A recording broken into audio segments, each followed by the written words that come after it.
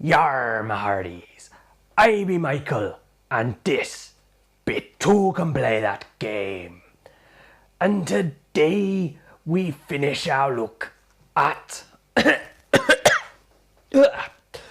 at a pirate game called Black Fleet.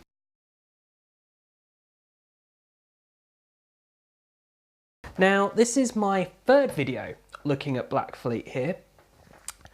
So if you haven't yet watched the previous two videos, then please do.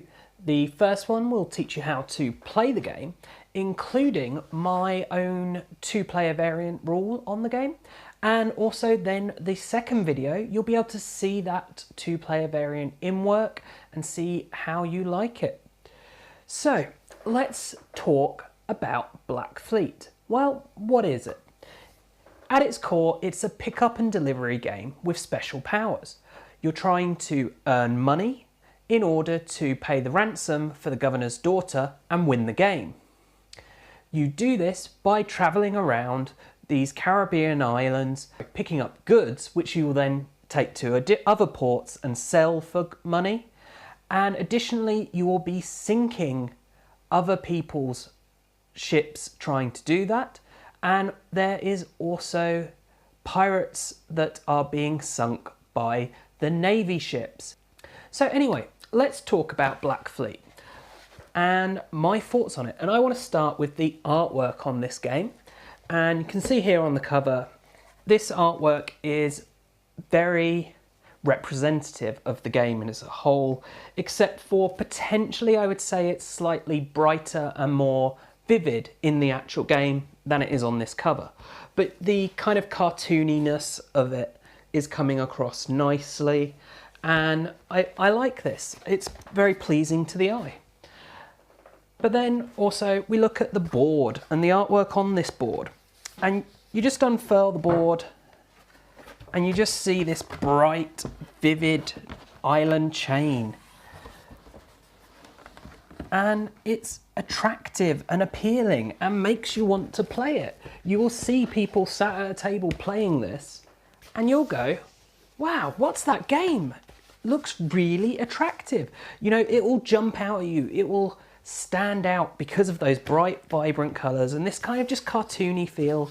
It works really nicely, but at the same time, it's clear and works for the game. So, I mean, looking at this board, you know, you've got the dotted lines. They don't hinder the artwork aspect of it, the impact of that picture, but they make it clear where you can and can't go. So it works really nicely.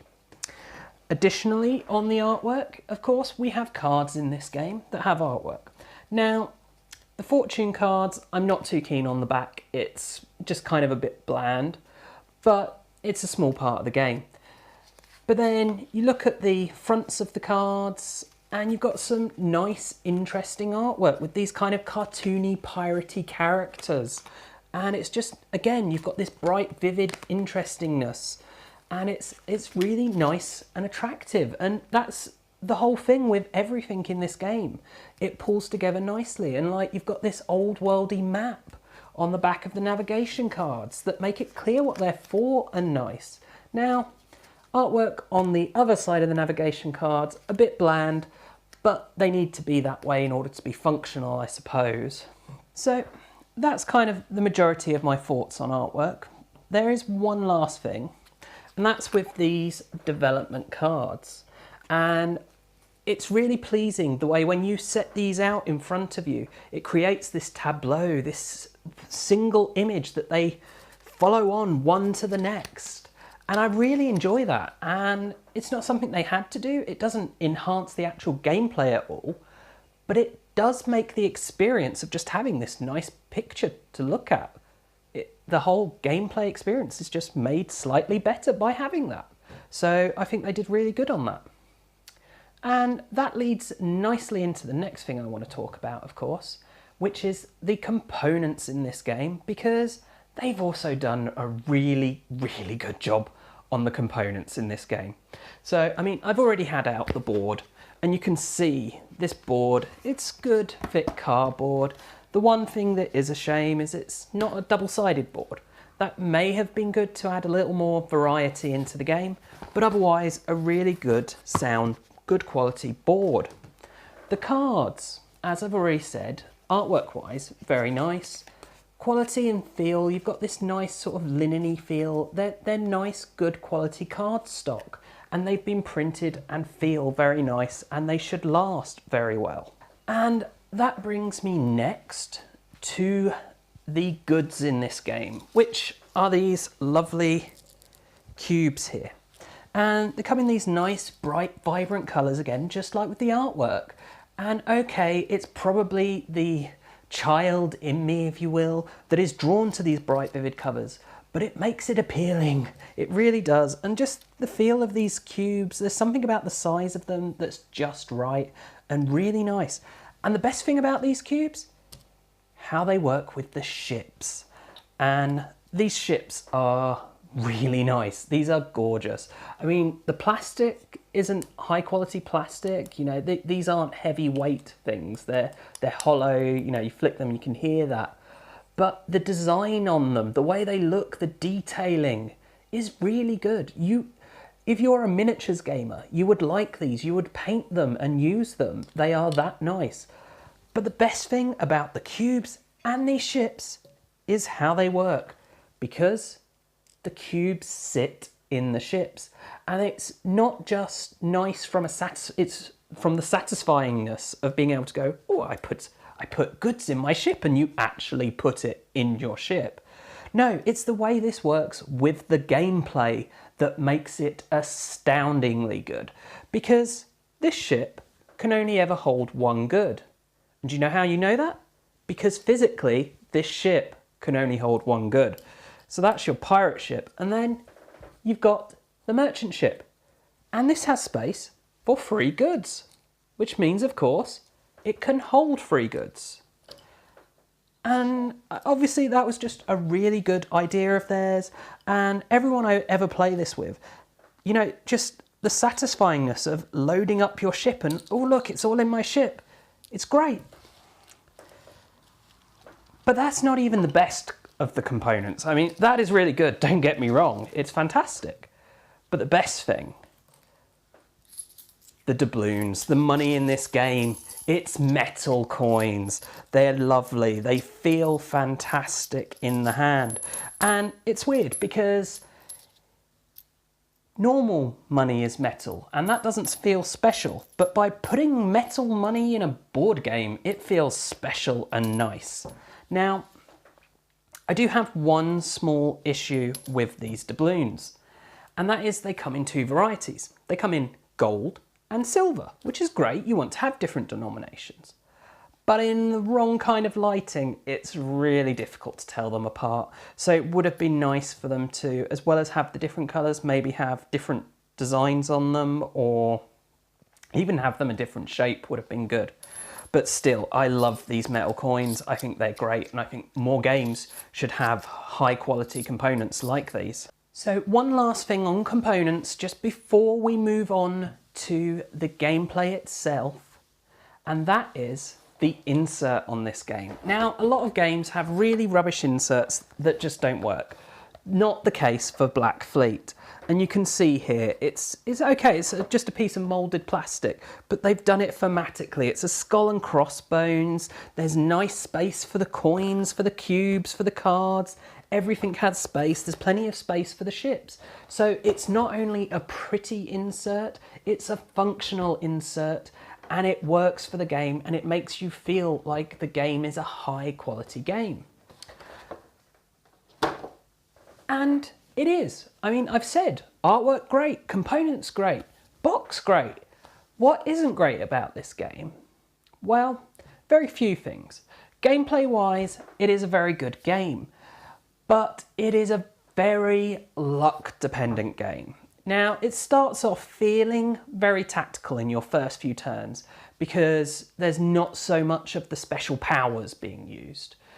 So you start off, you're like, yep, I can move here, he's not going to be able to reach me, he's not going to be able to do that, except for there might be the odd fortune card being played.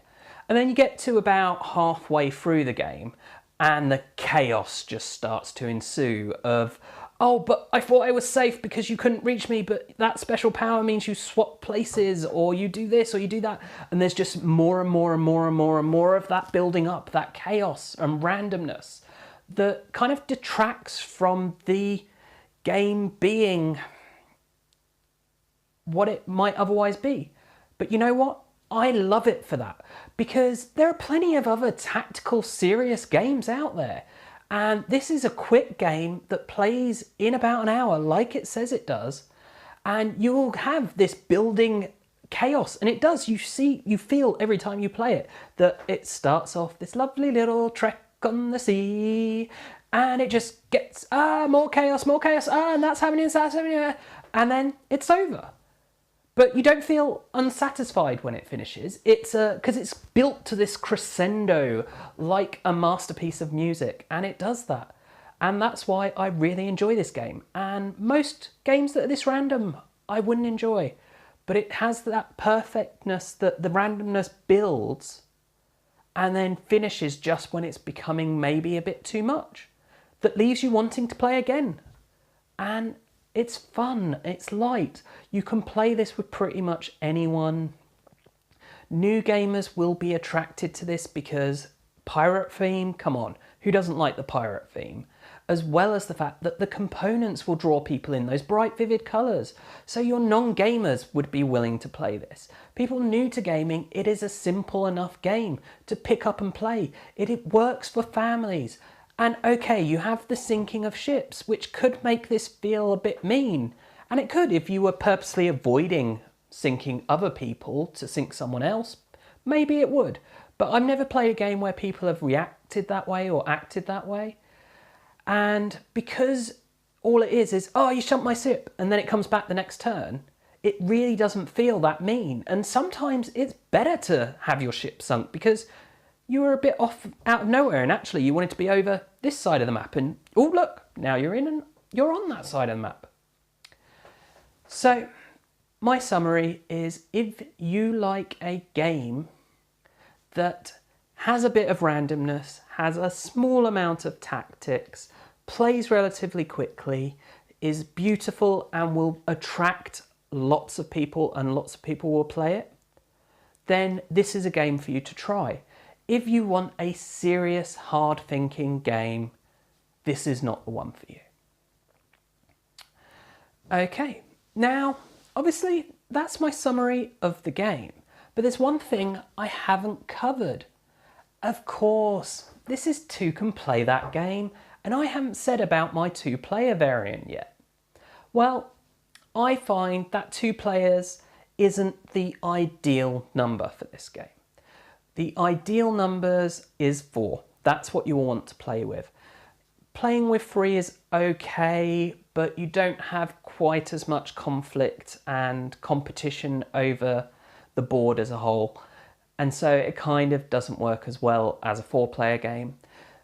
And that's also why with my 2-player variant, it isn't just you each have 1 colour ship. Because if you try that, you just don't encounter anything. You're not able to cover enough ground and threaten enough space to make people really nervous or worried about what they're going to do. And so that's why for my 2-player variant, people have to have 2 colours of ships. And yes, it can be confusing which ship you're using on that turn. And that's kind of the main drawback. Now, don't get me wrong, I've said it's best with 4. I still really enjoy playing this game and will continue to play this game as a 2-player game with the 2-player variant. Now, it does play a lot faster with 2 players because you're not having... Basically what happens is that build-up of chaos happens much quicker and the bubble pops much quicker. So there's a few ways you could try and tweak the game to see if you would enjoy it more. One is that you could have separate power cards for the separate colours and say you have to buy 8 power cards, then buy your end game. And the reason I don't do that is, well, it's confusing enough having the 2 different colours, let alone 2 different colours having 2 different powers. You could increase the costs, but then it slows down too much trying to get those first powers out. The other thing that you can do is have the one set per player, but make it so that you're always using the buy 20 points to finish the game. So this is the way that I have found works best, but hopefully I have given you some ideas that if you like the look of this, you now know it can be played 2-player, and you can try and tweak that variant to suit you. That is my thoughts on Black Fleet.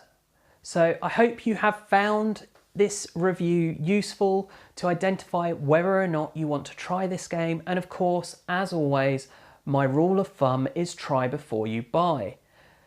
But if you can't do that, hopefully this has given you enough idea of what the game is and how it will play that you'll be able to make an informed decision. And hopefully you've enjoyed it too. And if you have, please do check out the rest of the videos on the channel, and please subscribe to the channel and share the channel with your friends and family. Also, you can find us on social media. We are on Facebook and on Twitter. And as always, thanks for watching and bye for now.